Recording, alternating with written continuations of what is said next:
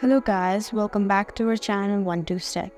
In this video, I'm going to be teaching you guys on how you can contact Google Chat support using an iPhone. So to do so, you just go to your browser and type in Google Chat Help. And you can just tap on this first option that says Google Chat Help. Now you can just describe your issue and they'll help you, and you can see many options over here. So you can also contact them this way, or you can just go to Google Chat, or you can just go to Google Chat and click on this 3-line button and just tap on Send Feedback.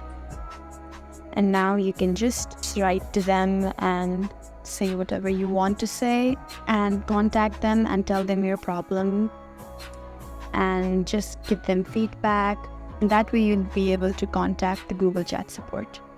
So guys, that's how you can contact the Google Chat support. If you found this video helpful, please leave a like and drop a comment down below. If you want more videos like these, then please subscribe to our channel.